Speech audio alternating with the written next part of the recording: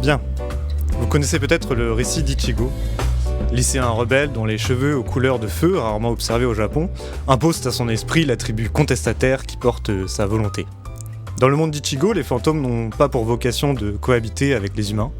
L'âme d'une personne décédée est paisiblement envoyée dans la Soul Society, le monde des âmes, que j'appellerai Soul Sauce au cours de l'émission pour faciliter mon aisance linguistique. Les Shinigami se chargent de cette tâche. Cette imagination nous vient de quelques théories spirituelles, certes, mais aussi de l'esprit de Tite Kubo, créateur du manga Bleach, édité entre 2001 et 2016 par la Shueisha pour le Weekly Shonen Jump. Bleach trouvait effectivement sa place au sein des autres mangas shonen puisqu'il offre aux jeunes japonais son lot de combats épiques, ce dépassement de soi et d'ennemis charismatiques. Nous pourrons remercier Glénat d'avoir traduit Bleach dès 2003 pour les étagères françaises. Revenons-en à Ichigo. Si je voulais résumer le début du récit, je parlerai d'abord de la menace que représentent les holos, ces esprits errants torturés qui s'en prennent aux humains, tant vivants que morts, surtout lorsqu'ils possèdent une importante énergie spirituelle. Et c'est bien le cas du héros qui va être propulsé dans l'intrigue pour cette aptitude qu'il n'a pas choisie, et à cela s'ajoute son sens de l'honneur et ses intentions protectrices afin de dessiner les traits d'un héros malgré lui, un schéma narratif qui veut souvent mettre en avant la pureté et la noblesse d'esprit de son protagoniste. Ainsi, après sa rencontre avec Rukia, une Shinigami expérimentée, Ichigo reçoit d'elle la totalité de ses pouvoirs de Shinigami afin qu'il puisse repousser le holo qui s'en prenait à lui et à sa famille. Il doit maintenant endosser le rôle de dieu de la mort jusqu'à ce que Rukia, restée trop longtemps chez les vivants aux côtés d'Ichigo, se fasse enlever par de puissants Shinigami. Rattrapé par son condition de héros de shonen, Ichigo n'a pas le choix, il doit aller la sauver évidemment. Donc Bleach brille très vite d'un éclat fulgurant tant par l'encre noire de Tite Kubo que par la compétence du studio Pierrot, qui est donc le créateur de l'adaptation animée diffusée depuis 2004 jusqu'en 2012.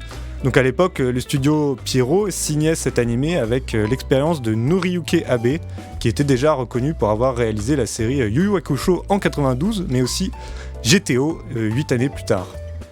Donc à l'instar de ses camarades One Piece et Naruto, la série a dû marquer de nombreux esprits comme le tien, Jérôme, notamment pour ses musiques qui appartiennent à la catégorie de celles qui font résonner les émotions. Pour moi qui ai découvert Bleach pour cette émission, et ne me blâmez pas sinon je m'en vais, le manga m'a tout de suite plu, pour les mêmes raisons qui m'ont donné goût au shonen dans mon enfance, et j'ai bien accroché à l'animé, surtout lorsque l'intrigue de la Soul Sauce s'est mise en place. Je vais pas m'y faire la Soul Sauce. Ah, tu vas devoir t'y faire, mais justement cette entrée en matière, c'est cette entrée en matière dans le manga qui m'a vraiment plu. Et je sais pas toi si tu as découvert Bleach d'abord par le manga ou par l'animé d'ailleurs. J'en ai aucune idée. Non, en vrai, je pense que j'ai dû commencer par la version télé, parce que c'est au même temps où il y avait Fullmetal Alchemist, etc. Et donc j'ai dû découvrir en même temps, mais c'est vrai que c'est un peu plus flou en fait. Je sais le chemin que j'ai fait pour Fullmetal Alchemist, Black Butler, etc. et One Piece, mais Bleach, je sais pas. En fait, je sais que je regardais en même temps, mais à quel moment exactement, je sais plus trop. Donc c'est vrai que les mangas de Bleach, j'ai dû en lire quelques-uns par-ci par-là, mais j'ai énormément consommé l'anime. Moi c'est vrai que un tome de Bleach, j'en avais eu un dans les mains à un moment donné, sûrement au collège ou au lycée, et c'est vrai que j'étais vite rentré dans l'univers graphique, ça m'avait assez plu. Et effectivement là en le relisant pour l'émission, c'est aussi donc tout ce qui fait attrait au gag shonen, tu sais on avait déjà parlé dans les émissions sur les vies ordinaires, sur les slice of life, c'est le côté slapstick. Et donc ça, c'est un truc que j'ai appris dans les fameux One Piece Party justement. Donc finalement encore une œuvre dérivée du Big Three, c'est ce qu'on appelle le bokeh et le tsukomi. Donc c'est ce gag qu'on voit souvent en manga où voilà, il y a quelqu'un qui va dire une bêtise, qui va dire quelque chose soit de complètement absurde, soit de complètement faux. Et donc il y a toujours un personnage qui a le rôle de le rappeler à l'ordre, souvent voilà, en criant avec voilà, une tête très expressive de la colère, mais de la colère humoristique, quoi. L'air de dire c'est n'importe quoi ce que tu dis. J'avais oublié qu'il y avait ça dans les One Piece Party. En fait, il y a une définition, j'imagine, en Astérix, un truc comme ça. Et il me semble d'ailleurs que ça me revient en parlant, c'est Bokeh Tsukomi, c'est une relation de soumis et un truc comme ça, non ? Bah, c'est la relation du gars qui rappelle à l'ordre et du type qui est dans l'erreur, en fait, qui est dans l'absurde. Et donc ça, bon, tu sais, c'est les gars qu'il y a partout, et ça se fait en 2 cases, et c'est rapide.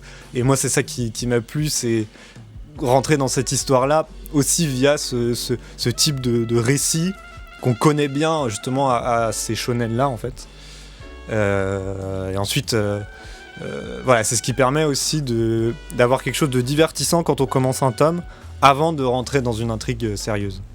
Ouais, bah il y a ça. Alors il y a le truc de, on découvre sa famille au début aussi avec donc la famille d'Ichigo, les Kurosaki, et il y a le père qui vient fracasser Ichigo Voilà, directement, et ils se battent, et tout ça paraît totalement normal, quoi. Et ouais, c'est vrai qu'il y a pas mal de trucs comme ça. Et puis après, directement, on arrive d'un coup, on tombe dans un trou ultra mystérieux et tout, et on tombe dans tout ce qui est inspiration japonaise pour les holos. Bah oui, voilà, donc c'est les inspirations des yokai, hein, donc ça c'est pareil, c'est du pur tradi Japon, hein, c'est tout ce qui concerne les esprits, créatures un peu surnaturelles au Japon. Des esprits de contes et tout ça, et donc bah, forcément Bleach va énormément s'inspirer de ce folklore là, et pour créer ses propres fantômes en fait, et voilà, et ces fantômes là, il va les créer à sa sauce aussi, quoi, et à une sauce assez particulière, hein, puisque voilà, il y a plusieurs styles différents, c'est un nouveau design aussi, quoi. Il y a le truc des masques de holo qui se génèrent, et en fait c'est un peu une apparence de cire, je trouvais, tu sais, qui se met dessus. T'as le truc des trous au niveau qui se forment quand t'es mort et que t'es un esprit errant. Et petit à petit il y a un trou comme ça qui se forme, et après ça devient un holo quand le trou est complet. Il y a cette transformation là. C'est un rapport à la mort que nous on n'a pas dans notre culture, et du coup, c'est tout le temps présent dans Bleach. Et c'est vrai que c'est une culture qu'on n'a pas l'habitude d'avoir chez nous. Ouais, bah après, c'est toujours ça qui est intéressant, mais après, bon, bien sûr, moi, ce qui va marquer les gens, c'est que après, c'est du bon shonen neketsu, hein, c'est-à-dire, on va vraiment... là, on est vraiment dans les codes des échelles de pouvoir, des échelles de puissance. On parlera du système de pouvoir tout à l'heure, mais il y a vraiment une réplique que j'ai trouvée marquante, hein, sur ce type de personnage. C'est Ichigo, hein, qui l'a dit contre l'un des ennemis, parce qu'il est toujours confronté, forcément, Ichigo, comme souvent les héros de shonen, à des ennemis toujours plus forts. Donc c'est un peu ce qui fait l'évolution d'un héros shonen, hein, par le combat. Et donc il va dire quelque chose, il va dire: si tu étais vraiment plus puissant que moi, alors ça ne servirait à rien de m'enfuir, tu me rattraperais sûrement. Mais si c'était moi le plus puissant dans ce cas-là, il vaudrait mieux te battre et continuer à avancer tout simplement. Voilà, donc c'est vraiment, ça illustre, hein, l'envie d'aller loin. Et puis Bleach, hein, c'est un manga de combat, il y en a partout. Il y en a un peu tout le temps. Et c'est aussi les questions que va poser la longueur de l'œuvre, hein, forcément, sur un shonen de ce type-là. C'est-à-dire, si c'est une histoire qui se base beaucoup sur l'évolution physique, un peu au combat du personnage, du coup, dans le temps, il va toujours être confronté jusqu'où on va, quoi, finalement. Ouais, alors c'est très shonen, je pense, parce que dès le début, il y a le choix au niveau de l'histoire de la montée de puissance. C'est dès le début, il y a des besoins de montée de puissance pour protéger, pour je sais pas quoi. Si on prend un parallèle avec One Piece, par exemple, One Piece, si on prend vraiment la racine du truc, c'est pas un manga combat, c'est un manga d'aventure. Mm. Mais bon, on compare quand même. Bah les couilles. Et One Piece, le besoin de monter en puissance pour le protagoniste, ça arrive très tard. Mm. Et là, Bleach, on a toujours l'impression qu'il y a besoin de monter en puissance, encore. Et ouais, c'est vrai que... Alors, du coup, l'intrigue se construit autour de ça, mais ça marche jusqu'à un certain point, comme tu dis, au niveau de la longueur. Oui, forcément. Bah, après, il y a un truc, si on veut rentrer dans la comparaison aussi, de ces deux œuvres qu'on connaît bien. Le personnage est différent et c'est amusant parce que c'est deux alternatives aussi de héros shonen. C'est-à-dire qu'on a Ichigo dans Bleach qui est quand même assez arrogant à chaque fois qu'il commence un combat. Voilà, il fanfaronne un peu, mais derrière, voilà, il a sa volonté de vaincre. Mais il est quand même vite fait à dire je vais te battre en mode genre j'ai les compétences de le faire, quoi. Et genre il est sûr de lui. Alors que Luffy, voilà, donc le héros de One Piece, c'est plutôt au contraire une plus grande simplicité, c'est-à-dire c'est pas vraiment je vais te battre, c'est plutôt je vais te battre parce que je le dois, donc quoi qu'il arrive, je vais devoir trouver un moyen de le faire. Il a pas l'arrogance au départ, il le dit en général au début d'un combat, buto base, tu vois, en japonais. Ouais, je vais te botter le cul. Ouais, je vais te botter le cul, mais parce qu'il faut qu'il le fasse en fait. Il a ce côté beaucoup plus. Enfin, en tout cas, c'est ce que la phrase veut dire, c'est pas tant de la prétention, plutôt que je vais trouver un moyen de le faire. Et c'est ce qui se passe dans les combats de One Piece, de toute façon, c'est qu'il est souvent confronté à une capacité particulière de son ennemi, qui va soit essayer d'imiter justement pour être à son niveau, soit il va essayer de trouver la faille, tout simplement. Alors, petit teasing pour la deuxième partie d'analyse, mais en fait, ce truc, il l'a bien lié, Kubo, avec ce besoin de monter en puissance, avec Ichigo qui se retrouve toujours en opposition en fait il a toujours une opposition et toujours des niveaux qu'il doit monter comme s'il n'était pas legit, pas encore vraiment bien considéré. Et ça, Kubo a réussi à bien l'intégrer dans cette thématique de son œuvre, et on parlera de ça dans la deuxième partie. Alors forcément, s'il y a beaucoup de combats, il y a quand même des passages bien sanglants aussi. Et pour arriver un petit peu plus au niveau design, niveau stylistique, c'est un style que j'ai appris à aimer un peu plus tard. Genre au début, j'étais pas forcément trop là-dedans, tu vois, j'étais pas trop dans l'analyse du style.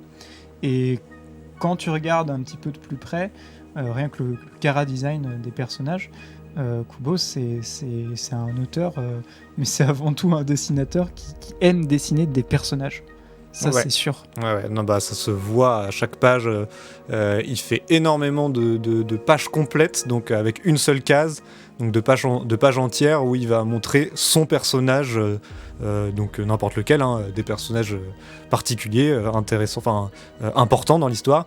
Et voilà, de plein pied comme ça. Et il aime vraiment faire du dessin de personnage en fait, de la tête aux pieds. Et ça se voit vraiment quand tu lis le manga. Voilà, tu ouvres une page et d'un coup, bam, t'as des grosses cases. Il joue beaucoup avec les grandes cases pour avoir vraiment cet effet impressionnant, mais pas avec tant finalement justement de trame ou d'effet que ça. Plus juste avec ce côté grandeur de la case qui va tout de suite imposer les choses. Et donc ça, c'est quelque chose que, en fonction de la mise en scène, on retrouve moins dans les animés, justement, où à certains moments, quand un personnage arrive d'un coup par surprise au dernier moment pour empêcher un ennemi d'abattre un dernier coup ou quoi, des fois, il y a des scènes qui vont être faites comme ça, donc très dans cette fidélité-là de la chose impressionnante d'un coup qui éclate. Et des fois, c'est plus fluide, c'est moins un choc. Moi je pensais à Jojo, parce que dans Jojo c'est tout le temps un choc quand il se passe quelque chose comme ça, tout le temps, parce que ça veut reproduire justement aussi ce côté fou qu'il y a déjà dans les cases. Là avec Bleach, du coup, on a ce côté choc d'un coup, surprise, très fort dans les cases, et dans l'animé ils vont être sur peut-être d'autres parties pris. Et bon, c'est intéressant d'étudier ces deux formats-là à ce niveau-là. Et ça montre quand même à quel point aussi le manga faut toujours le dire à chaque fois, hein, mais c'est du dessin, hein, c'est du dessin et du dessin, quoi. Ouais, j'avais vu une vidéo qui parlait un petit peu de l'auteur et qui disait que quand il était gosse et qu'il était en train de dessiner à l'école et tout, il avait déjà un niveau de ouf. Genre, lui, il avait pas besoin de monter en puissance. C'est pas étonnant. Parce que le mec était déjà en train de faire ses persos et tout. Et d'ailleurs, on le voit un petit peu, hein, mais en fait, il y a un moment où il en avait... Parce que, il a eu des relations difficiles au niveau de son travail, au niveau de ses éditeurs, etc. Et en fait, il avait du mal un petit peu avec la charge de travail. Et il a sacrifié un petit peu certaines parties de son dessin, notamment les paysages. Quand on arrive dans des arcs après les premiers arcs, en fait... les nouveaux ont des paysages qui sont très pauvres, en fait, qui sont très blancs presque. Il n'y a quasiment rien, quasiment aucune texture. C'est vraiment parce qu'il veut se concentrer du coup sur les personnages, quoi. Ouais, il y a souvent cette question-là aussi à un moment. Quand on a dessiné des décors une fois, après voilà, on les reproduit plus, on se concentre aussi sur les personnages. C'est quelque chose d'assez courant aussi en manga. Bon, c'est des personnages, c'est du dessin, et donc il y a ce fameux système de pouvoir quand même, hein, pour... vous dresser un petit peu le dernier point du portrait global sur Bleach. Les systèmes de pouvoir, c'est ton domaine, Jérôme, bien sûr, évidemment. L'énergie spirituelle, hein, tout le côté fantôme, âme, ça, voilà, c'est vraiment la matière principale de Bleach. Et donc derrière, qu'est-ce qu'il va y avoir avec ces âmes et ces esprits, Jérôme ? Il va y avoir des tas de façons de décliner cette matière-là en capacité, finalement. Ah ouais ? Tu connais toutes les façons de les décliner ? Bah vas-y, nomme-les. Ouais, par ordre alphabétique. Je suis un fan de Bleach, bien sûr. Alors où est-ce qu'on les trouve, ces systèmes de pouvoir ? Eh ben, déjà, t'as tout le délire de l'énergie spirituelle, qui est quand même genre le truc qui fait que quand t'as un ennemi puissant qui arrive, eh bien, il y a... surtout au niveau de l'animé, ça marque parce que t'as ce brouhaha qui arrive en avant-fond, ça fait shake l'image et tout. Et c'est une énergie... alors, comment est-ce qu'on décrit ça ? C'est genre, le mec est tellement fort que tout autour, les gens ils se sentent trop lourds. Genre, il y a le mec manipule la gravité, quoi, ouais. tellement le mec est imposant en fait. Et puis c'est une prestance.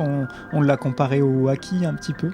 On retrouve, c'est ça, on le retrouve dans le haki, le fluide royal surtout de One Piece, donc qui consiste à vraiment dégager son charisme, dégager sa prestance.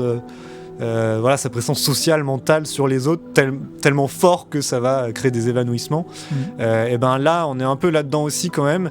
Je pensais à ça surtout parce que on le voit dans l'animé, donc dans l'arc de la Soul Sauce, certains personnages des fois qui arrivent et qui activent leur pression spirituelle, et c'est vraiment montré de telle façon à ce qu'il y a un côté vachement intimidant, voilà, c'est vraiment le mot.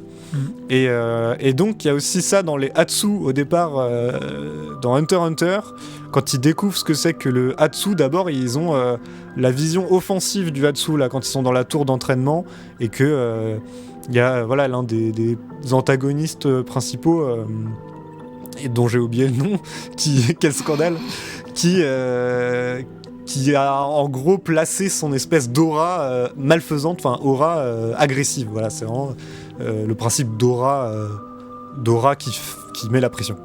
C'était Pito, Youpi ou Pouf peut-être ? Oui, alors il y a eux beaucoup, ouais, mais au départ quand ils découvrent, c'est avec bien sûr... c'est avec bien sûr... Hisoka ? Bah oui, Hisoka. Exactement. D'ailleurs, la pression spirituelle, vous pouvez la retrouver, un petit exemple en image, parce que le visuel que vous voyez là sur cette émission, on voit un petit peu des traits comme ça derrière en fond, il y a tout qui bouge, il y a un petit peu un flou, etc. Et ça fait cet effet-là un petit peu pour ceux qui connaissent pas sur l'animé. Moryu Show. Le Moryu Show. Peut-être nous pouvons parler de cette fameuse Soul Sauce, justement. La société parallèle. Il y a vraiment une logique dans Bleach. comme dans beaucoup de mangas aussi, on retrouve ça, cette double vie au départ. En vérité, ça va pas trop s'appliquer. Ça va s'appliquer comme ça au début. Alors moi, je sais pas, j'ai pas tout regardé, tout lu Bleach. Hein, je me suis arrêté seulement à la fin de l'arc, du premier arc, donc de Soul Society. Là. Mais donc, en tout cas, il y a ce côté société qui s'est développé en parallèle de la société des humains, des vivants, c'est-à-dire la Soul Society, la société des âmes, la société des morts, quoi.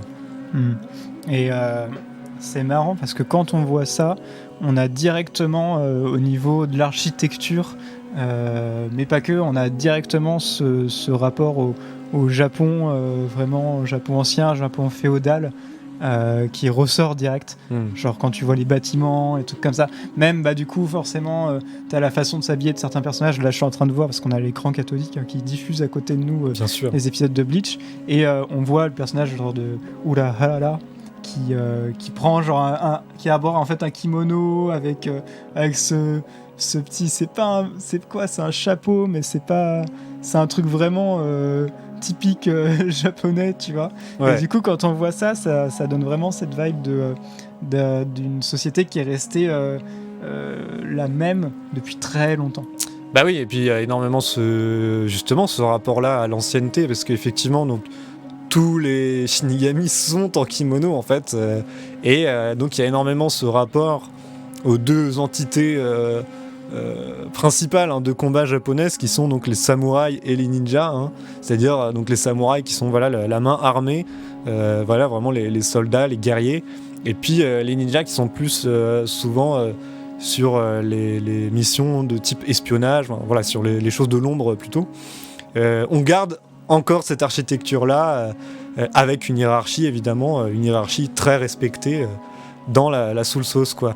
Et ça nous posait la question aussi de la noblesse, puisque tu as la noblesse, tu as 4 clans, il me semble, 4 clans principaux nobles dans la Soul Society, et donc on se demandait effectivement, puisque les Shinigami sont censés avoir été des humains avant, puisque ce sont des âmes en fait qui sont formées pour être Shinigami, est-ce qu'il y en a qui sont devenus nobles dès leur mort, ou est-ce qu'à un moment la noblesse leur a été donnée, comme on peut le voir justement nous dans notre société, dans notre histoire de l'humanité, où à un moment les titres de noblesse ont commencé à exister au Moyen-Âge, voilà.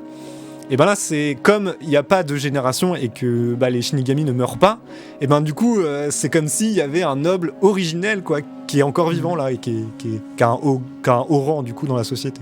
Ouais, il y a un truc de hiérarchie, et il y a différentes c'est une société qui est divisée en différentes catégories. Donc t'as les nobles, t'as toute l'armée en fait, et en fait c'est à la solde d'un roi en fait, mais ça je sais même plus à quel moment on apprend ça, mais t'as les espions, t'as tout un bureau aussi qui est très démarche juridique, oui, tu vois, il y a justice et tout, et du coup nous là dans Bleach, quand on arrive sur la Soul Sauce, on apprend directement ce que c'est que les 13 divisions, c'est les divisions du coup de la partie catégorie armée, et donc avec chacun un capitaine, des sous-capitaines, machin, etc. Et ils sont de plus en plus forts, etc.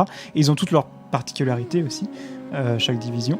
Et mais on a aussi à côté ce truc de village un peu qui fait tout le tour en fait de la Soul Society, et qui est le village des âmes errantes, c'est le Rukangai, et là c'est un peu particulier parce que on a l'impression qu'ils sont tous pauvres en fait là-bas. C'est là où tu spawns basiquement quand tu meurs. Ouais. Et du coup on se demande, est-ce que c'est une méritocratie, parce que du coup tu as les écoles aussi de Shinigami, etc. Donc est-ce que tu pars de rien tout en bas de l'échelle, ou est-ce que tu je sais pas, ça c'est très particulier.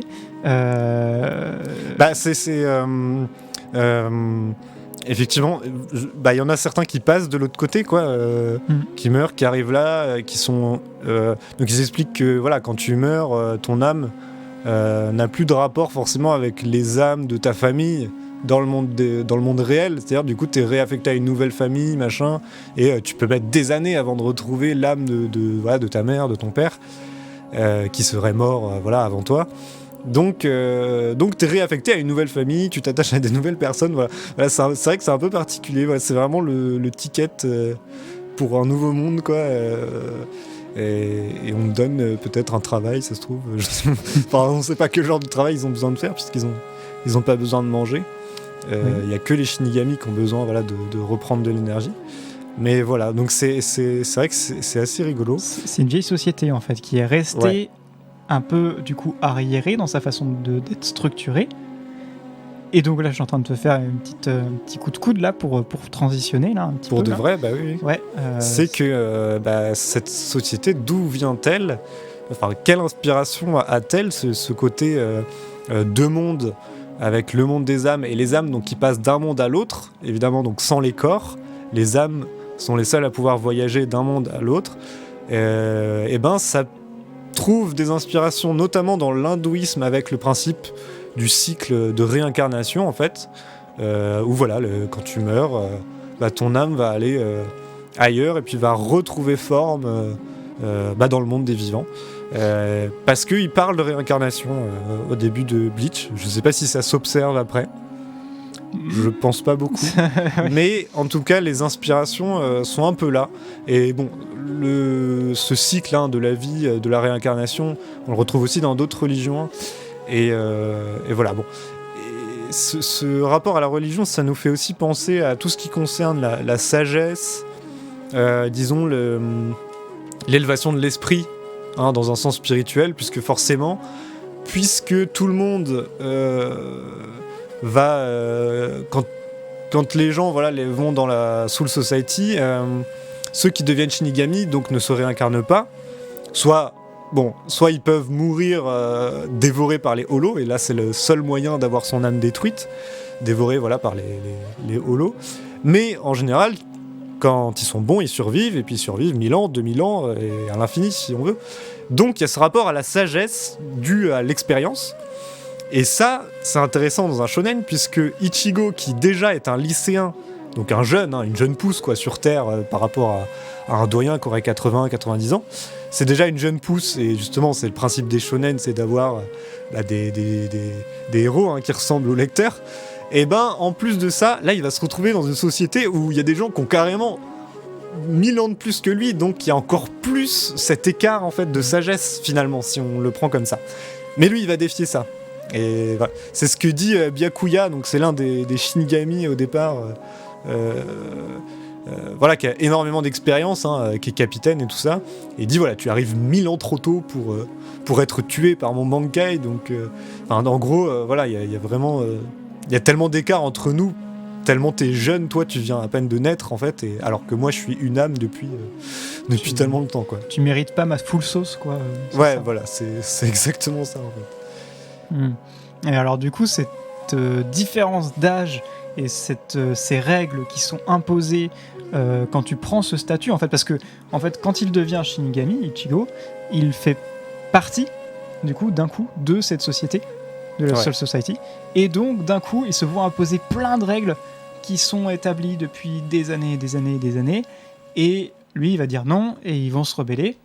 Et donc c'est ce que je disais tout à l'heure en première partie, il y a ce truc dans les thématiques qui je pense a fait la popularité de Bleach et qui fait que ça se démarque des autres, ça peut se démarquer des autres titres. C'est ce truc c'est vraiment des lycéens, c'est pas genre des ninjas, des pirates, je sais pas quoi, là c'est vraiment des lycéens dans notre monde et qui se rebellent contre une société qui est établie et qui essaie de te faire imposer des règles quoi.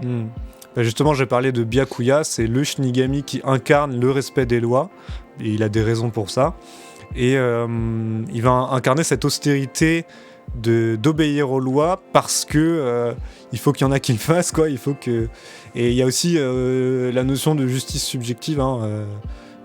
C'est assez classique de retrouver ça, mais elle est aussi présente dans le premier arc. Et donc, effectivement... cette bande, parce qu'il y va pas tout seul, Ichigo, il y va aussi avec d'autres personnes de son lycée qui sont sensibles sont sensibles voilà, à la spiritualité. Et voilà, bon, je pense que c'est ça aussi qui plaît un peu quand on est jeune, quand on se cherche. C'est ça qui plaît, c'est aussi d'aller à l'encontre de tout ce qu'on subit comme règles, comme normes, tout ça quand on est jeune et qu'on les découvre, quoi. Et alors on lutte ou alors on les accepte, mais voilà, c'est Ichigo, il est surtout là pour lutter contre. Et, moi j'aimerais bien quand même là sur cette fin d'analyse parler un petit peu des musiques. STP. c'est le truc qui fait qu'on se remémore en dehors des combats, qui fait qu'on se remémore l'animé de Bleach, quoi.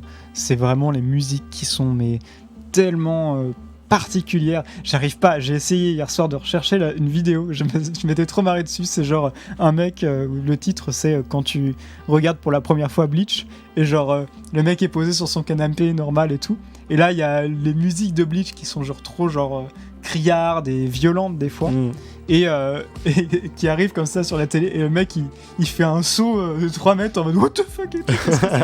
C'est trop fort. C'est trop bien. Trop pressant. C'était quoi du coup, toi, vu que c'est très frais, c'est quoi ton impression par rapport à ces musiques? Et bah au départ, il faut savoir que moi au départ j'ai pas accroché à l'animé tout de suite, j'ai préféré lire. Pour les raisons que j'ai expliquées tout à l'heure, voilà, que c'était vraiment efficace et tout ça. J'aime bien commencer un manga, surtout long, en lisant. De toute façon, j'ai connu que ça, puisque One Piece, j'ai lu 50, plus 60 tomes avant de regarder un petit peu l'animé. Et donc, voilà, j'ai vraiment pris mes marques en lisant. Et ensuite, en découvrant l'animé, c'est devenu vraiment intéressant pour moi quand l'intrigue de la Soul Society s'est mise en place, voilà, avec le côté un peu plus politique, organisation quoi, de la Soul Society, comme on vient de le dire, qui se met en place avec des logiques de trahison, de plan. Et là, les musiques, pour moi, d'un coup, ont du sens aussi. Elles ont du sens avec l'ambiance, forcément, l'ambiance nocturne. Le mois de novembre, c'est ça, toi qui t'inspire aussi énormément pour ces musiques-là. C'est la nuit sous les lampadaires, et puis il y a des holos, soit il y a des holos qui traînent, voilà, tu cours sous la pluie. Et puis, bah, il y a beaucoup de musiques différentes. Il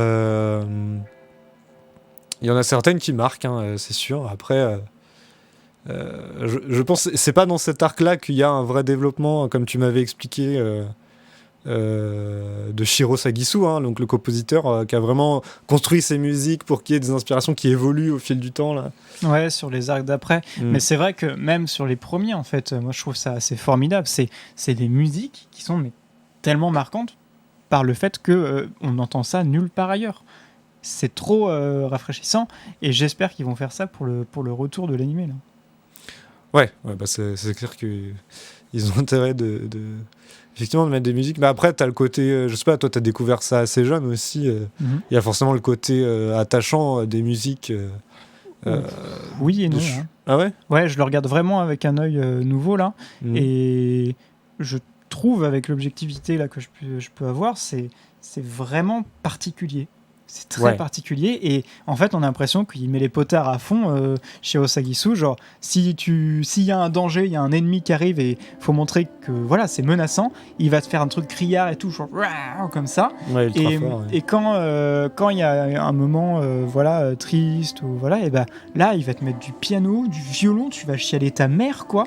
Et je trouve que c'est ultra efficace. Et alors il y a autre chose qu'on retrouve dans Bleach et dans ses autres compositions d'animés, il a fait d'autres animés, ça va être son côté très orchestral et aussi ses voix en fait. Il y a des chœurs qui viennent chanter derrière, et c'est des alors je m'y connais pas un peu en termes de tessiture et tout, mais c'est des voix très très graves, et en fait elles vont donner cette impression un peu qu'on est on voit des piliers de l'enfer comme ça, un peu je retrouve ça nulle part ailleurs en fait, c'est tout. Ouais, bon bah c'est des musiques qui ont été bien réfléchies pour l'univers et pour ce que ça raconte, et c'est vrai que moi de toute façon, voilà, moi j'ai été séduit par les musiques, de toute façon surtout le thème principal, moi c'est surtout celui-là qui me bouleverse, celui qu'on entend un peu là en fond,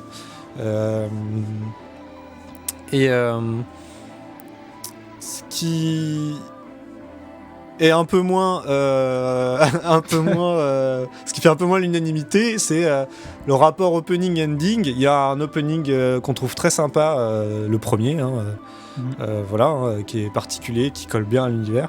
Et puis c'est peut-être un peu moins développé au niveau des endings, parce que moi, l'ending Happy People là qui casse tout, je trouve que c'est le deuxième ending. Je crois que c'est le 4, j'ai regardé, j'ai vu. Ah ouais, c'est le 4e. Parce que il y a vraiment cette ambiance, parce qu'en fait il arrive à un moment où on est dans la Soul Society, c'est full sérieux, et quand l'épisode se finit, on entend Happy People comme ça, on dirait presque une blague en fait. Et je sais pas, ça se trouve c'est le réalisateur qui voulait que les gens sortent de l'épisode pour pas être trop dans la pression. J'ai l'impression qu'il y a eu un truc comme ça avec One Piece sur Water 7, je sais plus exactement quand, mais j'ai l'impression qu'il y a eu un truc comme ça aussi. Ouais. Je t'avoue que les endings de One Piece, c'est un peu le trésor perdu. Mais autrement, en dehors des musiques, moi, ce qui me touche particulièrement, et on va finir avec ça, c'est évidemment les voix, parce que c'est ce qui fait aussi la puissance d'un animé. C'est tous ces seiyuu vraiment fortiches du Japon. Et alors, intéressant pour un animé du Big Three, du coup, c'est qu'il y a beaucoup, évidemment, de comédiens transversaux qui vont avoir des rôles à la fois dans Bleach et puis aussi dans les autres, en fait, dans Naruto et dans One Piece. Alors déjà, je vais vous laisser écouter un petit extrait pour vous resituer quelques voix de l'animé Bleach. 突然託された死神の力、その日から俺の世界が変わった。死神代行黒崎一護、大切な仲間を守るため強き思いを爆発させて今魂の刃を振り下ろす。どうやらここが処刑場の入り口みたいだな。高い。これ登るんかよ。この上に朽木さんが。一護行くぞ。ちょっと待てよ。おめえらさっきの冷圧気になんねえのかよ。あんな化け物みてえな冷圧で戦ってるところなんて言ったらただじゃ済まねえぞ。悪いことは言わねえ。行くのはやめろ。俺は11番隊10年目荒牧巻蔵だ。私をバカにしているのかね。お前の体がその程度でダメになるというのかね。やめろ。何してるんだ。あんたたち仲間じゃないのか。その人本当に死ぬぞ。君も私をバカにするのかね。この程度でこいつが死ぬと私の作った体が。よ元気かてめえら。みんなのアイドルコンだ。今回で死神図鑑は最終回。最後を飾るのは伝説のあの男。新たに死神図鑑ゴールデンが始まるぜ。楽しみにしてろよ。 Bon, alors là, c'est incroyable, surtout ce dernier truc, parce que quand je l'ai entendu, donc ça, ce qu'on vient d'entendre, la dernière voix, c'est donc un personnage de Bleach qui fait la previous notice de fin d'épisode, enfin le teaser de l'épisode suivant. Et quand je l'ai entendu, j'ai fait, mais c'est pas possible. C'est un autre personnage, mais ça a été repris, ou je sais pas, mais écoutez ça parce que c'est incroyable.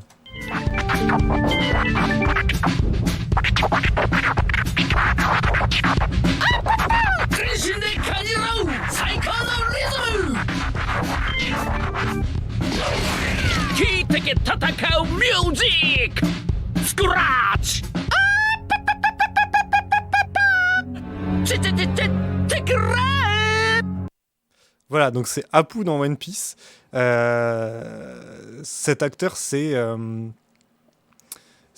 Mitsuaki Madono, voilà, qui a fait donc le rôle de l'espèce de dame errante mise dans une peluche là dans Bleach, et voilà, qui a aussi qui a fait une sorte donc il parle pas comme ça naturellement dans l'animé, mais à un moment il a fait cette espèce de teaser qui ressemble mais tellement au parler de Apu, et c'est comme s'il y avait des fois des clins d'œil, parce que donc on a entendu aussi dans l'extrait tout à l'heure, donc on a entendu Ichigo au départ qui est Masakazu Morita, qui est aussi le doubleur de Marco dans One Piece.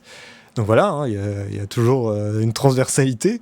Rukia, donc c'est une actrice qui a beaucoup de rôles à son actif, qui s'appelle Fumiko Orikasa, et donc qui a fait notamment Shirley dans Code Geass, mais c'est pas étonnant, et aussi Miss Valentine par exemple dans One Piece.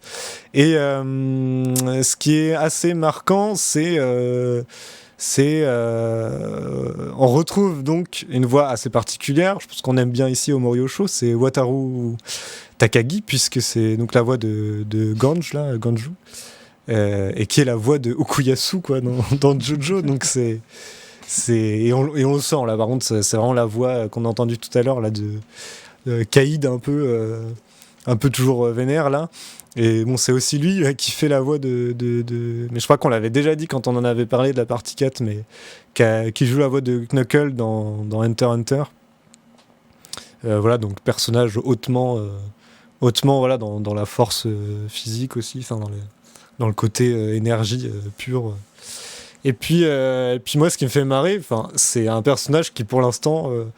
là où je me suis arrêté, n'a pas un rôle très important. Makizo Aramaki, là, qui est un Shinigami d'une division qui était là, qui était bourré et qui s'est mis à vouloir agresser à moitié la bande de potes d'Ichigo. Et en fait, c'est Brook dans One Piece, quoi. Donc, Brook qui est interprété par Sho, c'est un chanteur et comédien au Japon, donc, qui a cette voix là particulière.